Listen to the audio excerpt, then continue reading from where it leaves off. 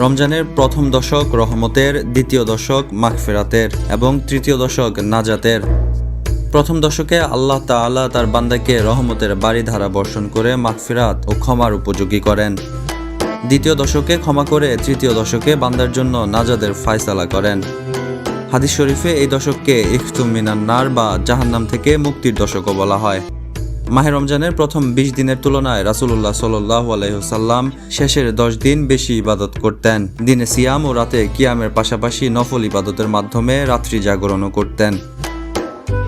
বুখারী শরীফের এক হাদিসে এসেছে, আয়েশা রাদিয়াল্লাহু আনহা থেকে বর্ণিত, রাসূলুল্লাহ সাল্লাল্লাহু আলাইহি ওয়াসাল্লাম ইরশাদ করেছেন, যখন রমজানের শেষ 10 রাত আসতো তখন নবী করিম সাল্লাল্লাহু আলাইহি ওয়াসাল্লাম কোমরে কাপড় বেঁধে নেমে পড়তেন, রাত জেগে থাকতেন আর নিজের পরিবার পরিজনকেও জাগিয়ে দিতেন।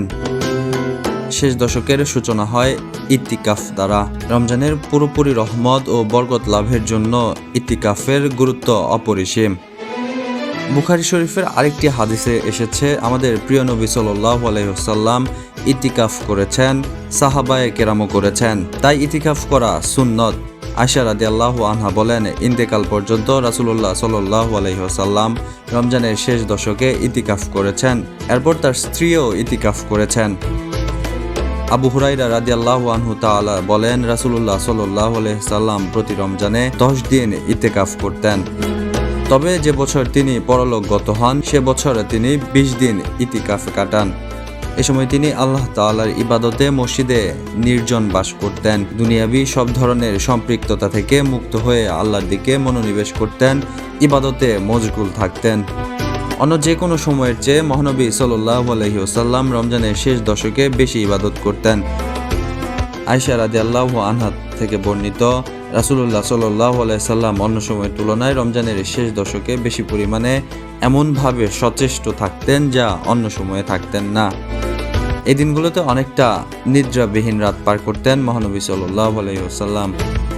রাসূলুল্লাহ সাল্লাল্লাহু আলাইহি ওয়াসাল্লাম প্রথম 20 দিন সালাত আদায় করতেন এবং ঘুমিয়ে যেতেন, কিন্তু শেষ 10 দিন ঘুমাতেন না, বরং পরিধেয় বস্ত্রকে আরও মজবুত করে বেঁধে সালাতে মনোনিবেশ করতেন।